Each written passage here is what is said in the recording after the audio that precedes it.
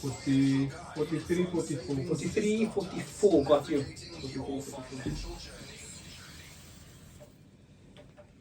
And that's exactly what we're intending to do. Assalamu alaikum warahmatullahi ta'ala wabarakatuh. Money matters, navigating your financial journey. We're not doing that here. I don't know what else we are doing, because we are spelling out every single thing, making it as clear and as specific as possible. We even now gave a beautiful objective or example of what to consider when investing. Now, Brother Nasif mentioned something important when considering investment. Now, as much as I really want to get to that immediately, I do have some comments that came through. I'm just going to go through it so that I don't miss it. We can either address it now or just address it when we are done making our point. Assalamu alaikum warahmatullahi wabarakatuh. Shukran for the show. Is it wise to divide one's lump sum that's in an income fund into a balanced and equity fund? Example, if the lump sum is 200,000, take out 100,000 and divide into the two other investment types. Maybe both of you have a bit more understanding of what that means. That's just one. We'll get to others very quickly. We apologize for Montana reception, not getting very good reception. We asked Marv. When I changed to other stations, the reception is clear. We apologize for that. I think that it's definitely maybe the antenna or something that you can just check on positioning where you have the radio situated. Marv for that. Next one comes through. Very good informative program. Where can a person invest a sizable amount to get a good monthly return? Now, this is a monthly return, Nasif, and I know we've been talking very importantly. It's not, and you know, for those, and that's what's important to follow the conversation, because I've learned from these two powerful gentlemen that says it is not your time. It's not how well you can time the market. It is your time in the market. It's not when you come in the market, but it's your what do you call that? Time spent and your experience. So, but how would you approach this conversation, Nasif? Just in terms of your experience, a person is asking, very good informative program. When or where can a person invest a sizable amount to get a good monthly return? Miomar. So that's not a clear-cut answer to that. Okay. Because the first thing is we need to understand what the objective is of the money. How long is the money going to be invested for? Okay. And we need to actually look at the risk tolerance based on the individual. Okay. Then we can make a recommendation based on that. So we need to actually have a one-on-one discussion with the client. So you said the first one was the objective. Number 3 is the risk, and what was number 2? The goal. The goal. Okay. And the time horizon. The time. There we go. The time in here. Okay, perfect. So just to answer your one question that you asked before that, if someone invests, can they get the income on their money? That is possible. Okay, on the money that they invest, Yes. monthly income. Correct. Depending on the amount, obviously, because I mean, are you gonna pull a 50 rand, for example, income, or it depends on what amount you are referring to. So if maybe the message can come forward and just let us see where your range is sitting at in terms of your query. Okay, give us a range so we know exactly. So there are 3 very significant questions that Brother Nasif was directing us to, and that is, and we've been echoing this constantly, that objective number 1, so I would assume, Nasif, that the objective is to receive a monthly income. But then we'd ask, what's your range? Right? What are you looking at? I'll be with you right now, Ali. What is your range? If that is your objective to get a monthly income, are you looking at 500 rand, looking at 1,000 rand, looking at 3,000? Like what? 50 rand? What is, people? We are now 3 weeks in with this gentleman. We cannot. Okay, no question is a silly question. We say that. And I don't want to say we don't want to waste the gentleman's time here, but we've addressed this and we said, you know what? Let's be specific. Let's have an objective. Let's have a goal. Because I also I want everybody to have this sort of evolving conversation. Are you with me? As opposed to just, circulating on the same conversation. But it's very good to get the interaction. Yeah. And look, it's a valid question. And if someone says a sizable amount of money, then obviously that's sizable to them, right? It's relative. It's relative, exactly. And like Nasir said, yes, they can generate a monthly return. So that's the response. So what we want to say to them is, what it might be that this person that's asking the question might be at a specific part of their life, right? So their life stage. So they may have already accumulated wealth now, and now they may be in the retirement phase of their life, and now they're saying to themselves, okay, I need to generate income so that I can live off this sizable amount of money. Got you. Okay. And I think that's genuinely the bracket of people wanting to, well, I mean, everybody wants to invest, but I mean specifically having passive income at that particular age after retirement. Yes, so where would they then put their funds, right? So then you have to look at various income generating Sharia compliant solutions, right? Okay. So there are solutions like that out there where you can generate a monthly profit share, and that could easily generate somewhere between 8-9% per annum. Okay, so is that to the listener is a decent return? They have to work out what that would amount to based on their sizable amount. But what we're saying is that Sharia compliant solutions are out there, they're available, they generate monthly income. But again, we will just need a little bit more information to really fully understand, to proper direct and the really query. be able to put a plan in place. I'm trying to say as much as possible to get another response from the person, so we can be very practical. I mean, the Umrah thing was perfect, 500 rand, 36k after 5 years on 8%. I mean, that's brilliant. We won those kind of directions. So, inshallah, we ask the messenger to come forward. Give us what is your sizable amount, you know? And one more, just on the first question, on the lump sum amount. Okay, so the question on the lump. Okay, let's come back to that. On the lump sum one was, should I take the funds from my income fund and then split it? You know, let's say if it was 200,000, split it between a balance fund and an equity fund. Yes. And you know, again, we're going to come to always stating that we're going to need a bit more information and really understand, you know, what the goal is. But it's possible, and yes, you may want to do that if you want to generate better returns, because you know when you have your this funds, will be viable for better returns. So when you have your funds, for example, in an income bearing solution, right? You have to remember that, let's say, for example, you are in a higher tax bracket, right? So you are in the 45% tax bracket, right? So if you're generating, I'm just going to throw a round number out there, right? So if you're generating 10%, okay, and you're in the 45% tax bracket, so then you can see that your 10% quickly dwindles, right? Yes. Because now you're going to end up with about net 5.5%, right?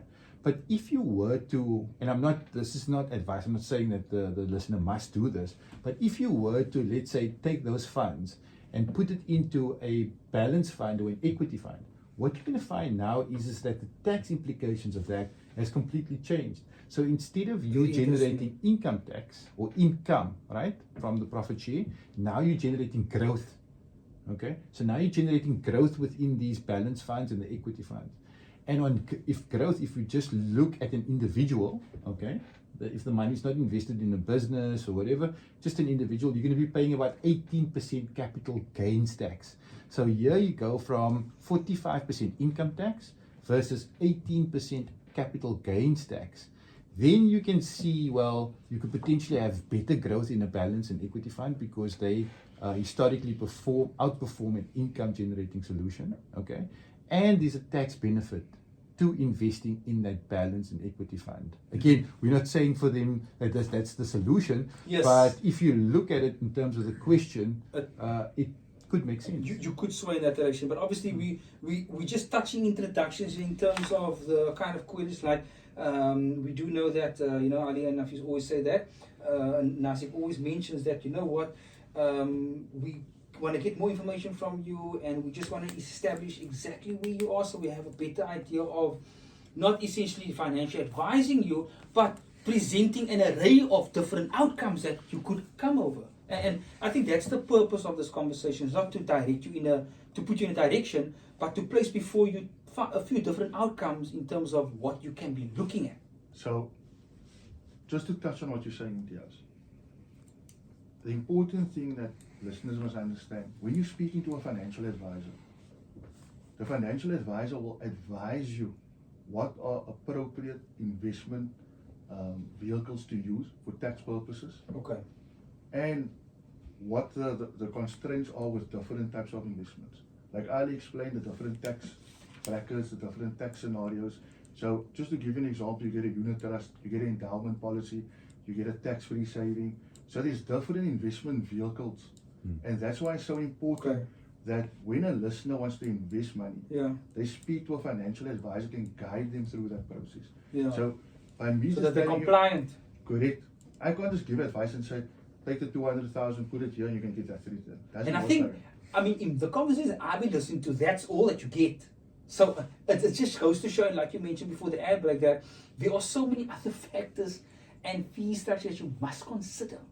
100%. I mean, you mentioned that everybody has to do this, everybody has to know this, but I mean, if you take like a layperson like that's not in the financial institute like myself, that would not have considered such constraints that you are and risks that you are referring to. So part of our engagement as a financial advisor, when we engage with a client, we must have full disclosure. We must be fully transparent, showing them all the platform fees, the asset management fees, the platform, everything. Even the amount of fees that we make as financial advisors, That must we be disclose to a disclosed to the client, yeah, so that they know exactly that they're paying for your services as well. Transparency is an important word, and I think that maybe a lot of people choose rather the alternative, which is non-disclosure. Okay, so this is a very vague question. I'm not going to get into this now because I know the gentlemen are very busy. I'm going to actually tackle another question that came through. So this particular person says, what is the best advice to invest in? Now, we've sort of touched on that to a certain degree, okay? Perhaps when we talk about the next question, we have about 5 or so minutes left before the Maghrib package, right? Okay, 5 minutes. So I have 5 minutes, gentlemen, in terms of for this particular question. After Maghrib, I just want to spend a little bit of time just to wrap up and then we're done, inshallah. Okay. Right?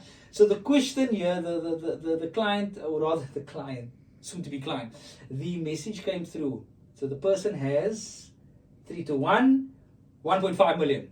So 1.5 million, now I'm not sure if you need a pen and a page and a calculator, but we are here to explore different options. Like we said, we're not financially advising people here. We're presenting several different outcomes that you can consider regarding your scenario.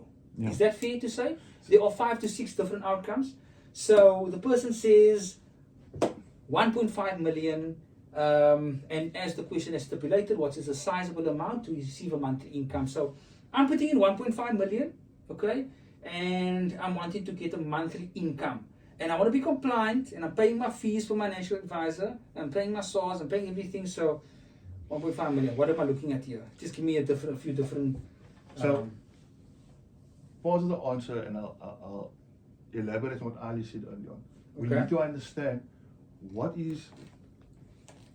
part of the individual's life or what stage of their life are they at now. Okay. Because if it's retirement money, then the conversation changes. Yeah. If that's voluntary money, the listener's got a 1.5 million. Okay, Wants to understand. invest it. Yeah. So there's a lot of factors. It's not, I can't just give an answer to that. Okay. But You we need to consider yes. if there's still going to be income, like can I put this 1.5 somewhere and park it and not be concerned about it? Meaning, am I able to sustain myself without that 1.5 million, without the Correct. monthly income? That's the question you're asking. Yes, so we need to establish, is it voluntary money or is it retirement money, or would I rather say compulsory money? Okay, so that's like the two terminologies that you must consider, right? Voluntary money and compulsory money. Yes, exactly. And so look, when we look at people's life stages, again, we'll say you go, there's the life stage where you are now accumulating wealth, right? So you're either working, you have a business, you're accumulating wealth, right? Okay. Then also part of that is, where you have your various assets, right? So you got your house, your car, your boat, whatever it is, you got all of those nice things. Okay. Then you have to consider, okay, well, based on all of the, we have, all the work that I've done and all the assets that I've accumulated, in terms of preservation of wealth, all right? Am I in a space to be able to preserve my lifestyle? Because really that is what it's about. Yeah. It's about what are your expenses. Okay. Because some people will have a lot of assets, but they'll have very low expenses. And then some people will have a lot of assets, but will have very high expenses, Yeah. right? Because they have a car payment, they have to, their lifestyle is a bit different. So from a preservation perspective, do you have sufficient in place to be able to preserve your lifestyle? And that is what we want to try to achieve, right? And then anything above that is what they call surplus assets, right? So now, once you know that my expenses What would a is... surplus asset be? So let's say, for example, I just did a rough calculation. So on 1.5 million, right, at 10% per annum, okay, it maybe generates about 150,000 rand for the Okay. year. Then if you divide it by 12, because you mentioned monthly income, it's going to be about 13,000 rand, okay. So if you get 13,000 rand, okay, and that is enough to cover your monthly expenses and cover your lifestyle and cover your groceries and all of those things, then you have covered the preservation part of your life. Right? Got you. So now, if the 13,000 rand is, let's say, for example, maybe there is other income. So in this case, the listener might have a business, and the business is generating, or the kids are supporting Additional them. to your 13. No, I'm saying the preservation part is now covered, It's right? covered, okay. So your expenses is covered. You don't need anything else. You sorted, right? You actually Groceries, you're debits, actually putting a everything. little bit of money away, right? So if you then have that 1.5 million still left on top of that, then what that means is that is now seen as surplus assets. Okay. Surplus asset. Pick it up there. I thought you could have done it in 5 minutes, Jito, but it's a big topic, I understand. But well done, Ali. You did well. You want the time clock there. We're going to take a quick pause, inshallah. Maghrib Walk is on our doorstep, alhamdulillah. We're going to go for Maghrib Walk, inshallah. When we come back, more Money Matters, and we'll wrap up with our two brothers.